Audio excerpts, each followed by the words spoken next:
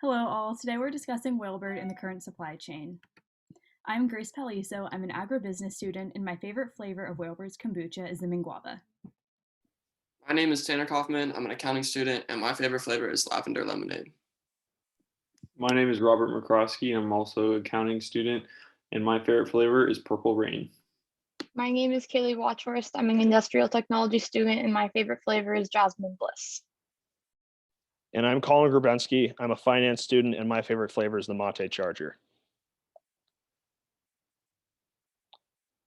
So first, a little introduction to the company we chose to analyze, Whalebird Kombucha.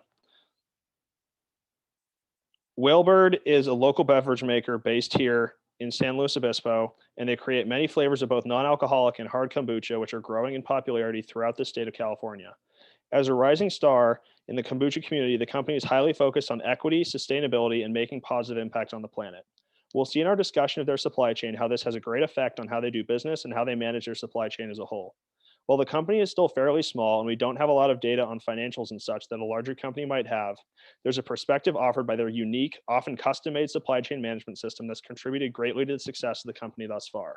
We contacted Jake, one of the earliest members of the company and the self-professed numbers guy, who was gracious enough to clue us into many of the aspects of the company's dealings, including the nature of their target markets, company vision, handmade ERP system, and some of the complexities inherent to manufacturing a perishable product with a long production time. Using this information, we were able to put together an in-depth analysis of Whalebird's supply chain that fully illustrates the impressive system that the local breweries created.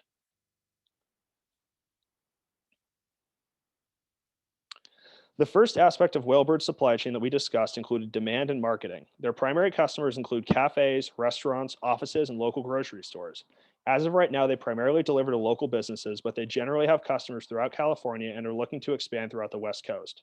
All of these sources of demand are fairly consistent and stable when it comes to volume, product selection, and preferences, which makes predicting demand and managing their volume much easier for Whalebird. They're also looking to expand into major grocery stores, which would lead to more steady demand on an even higher volume level. The kombucha industry, which falls into the functional beverage market, seems to be relatively low in stochastic risk or uncertainty, and as a result, the supply chain does not often deal with shocks or demand shifts. It is also clearly a growth market with total year-over-year sales showing significant rates of increase. The graph on the right side of the screen shows the growing size of the US kombucha market, of which California is by far the largest consumer. In terms of marketing tactics, the company began on unusual footing because of the founder's vision. Instead of setting out in pursuit of creating a company built to appeal specifically to their target segment, they chose to build the brand that they wanted to create and assume that the business would come, which it clearly has. Their brand is built around authenticity, sustainability, and equity with suppliers and is successfully growing throughout the West Coast. Research shows that women between the age of 28 and 45 are the largest consumers of kombucha, while both Gen Z and millennials also show high affinity for it due to its health benefits. More than half of older millennials drink kombucha, according to research done by Food Dive. In terms of hard kombucha, the addition of alcohol while retaining the health benefits of the fermented tea is a major draw for younger crowds, and Jake confirmed this when he mentioned that their line of hard kombuchas is targeted mainly at college students and young professionals.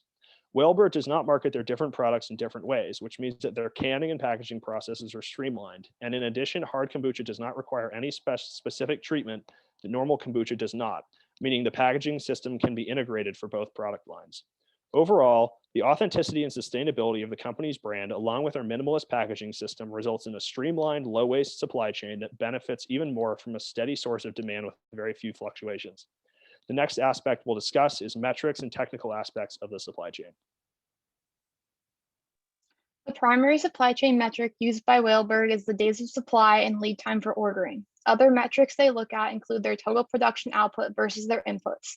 This is important to ensure the company can identify any inefficiencies in a time-sensitive manner. Kombucha production is unique given that all its ingredients require refrigeration and its 3-week production process. They cannot overstock too much, yet can also not hold small inventory given the length of the kombucha production. Whalebird uses stainless steel kegs that preserve the kombucha's quality. They have a set number of these kegs and reuse them for the production process. In addition, they cannot necessarily make to order kombucha unless given enough lead time given the 3-week production process.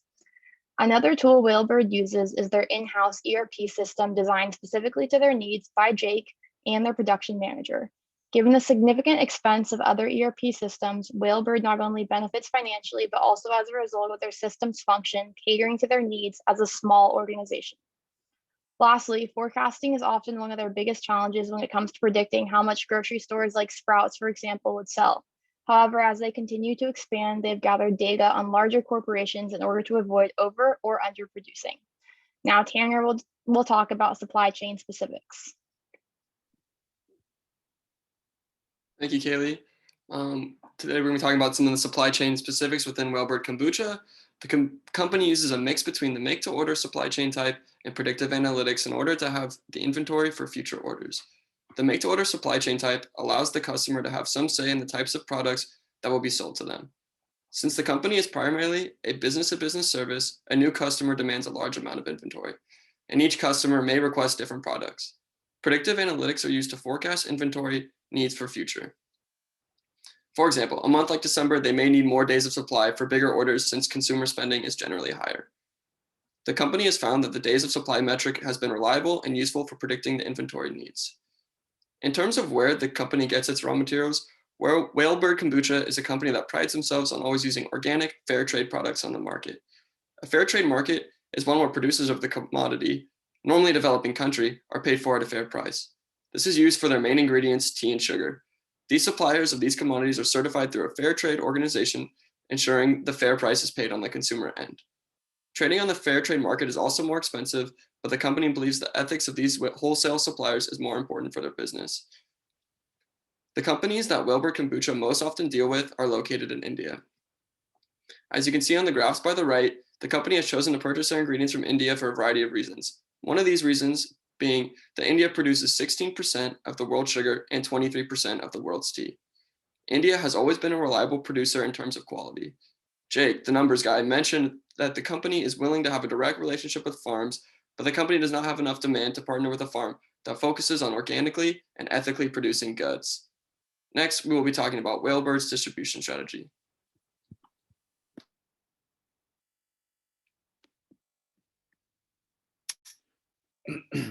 Whalebird uses a few different methods to transfer their products. They are able to prepare and sell kombucha at their own tasting room, deliver to local restaurants, and use third-party distributors to reach people in Southern California, Northern California, and Arizona. Since Whalebird is a small, growing company, deciding where to place their first production center was vital for the business's success. San Luis Obispo contains every market the Whalebird is attempting to reach. Small and large grocery stores, businesses, and young active students are all factors that impacted their location decision. Having all their desired markets close by allows them to minimize delivery costs. Whalebird prioritizes directly delivering their product to the customer when possible. Restaurants and local grocery stores request regular shipments that are delivered directly to their door.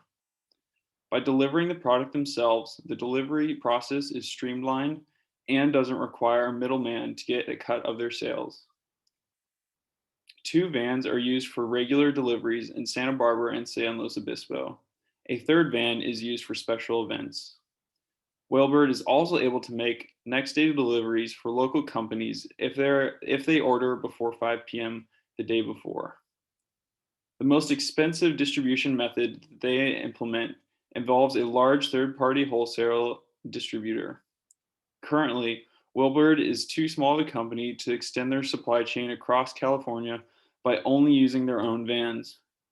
For customers that are spread out, Whalebird uses KE. KE is a large wholesale distribution company with numerous warehouses set up in large populated cities. To reach these markets, Whalebird makes large periodic shipments to KE's distribution centers where they can get the product to the customer. Next up, Grace will talk about Whalebird's sustainability practices. Whalebird has a primary focus of being a green and sustainable company. Primarily, their focus is on their packaging material choices. Most of their individual beverage kombuchas are sold in 16-ounce aluminum cans. Aluminum cans are recycled more often than plastic or glass competitors by consumers, and on average are composed of more recycled materials. Additionally, aluminum cans are inexpensive to use and manufacture. Their strength and lightweight qualities are an advantage, especially when transporting pallets of them. The largest disadvantage between glass and cans is that aluminum cans produce on average 1.8% more carbon emissions than glass in the manufacturing process. The strongest opposition to this manufacturing downside is that glass is a down-cycle recyclable, while aluminum is in a closed-loop system. This means that most recycled glass is used to create lesser quality new items. A closed-loop cycle for aluminum cans means recycled cans are used to create new ones. This cuts manufacturing costs and the carbon footprint of aluminum cans. For the above reasons, Whalebird has ultimately decided to use mainly aluminum cans to encase their kombuchas. To add to their sustainability efforts, they choose to only pack their cases of kombucha using cardboard. This is because it is more environmentally friendly and cheaper than using plastics or styrofoams and keeping their drinks cold. Recently, they have begun to only ship warm kombucha to keep their carbon footprint and costs lower than having to pay to keep their beverages cold during transportation. Whalebird has made a splash on the West Coast as an up-and-coming kombucha brand. For their current size, we believe they made the most efficient decisions regarding their processes and supply chain. As the company looks to enter more grocery stores such as Sprouts, we would propose they could invest in an ERP system. The company could also look into ideas such as packaging in glass bottles or creating a contract with a raw materials producer. These could all help improve the company if or when they expand. We all have appreciated learning more about this local San Luis Obispo company and are excited to watch it grow. Thank you so much for your time.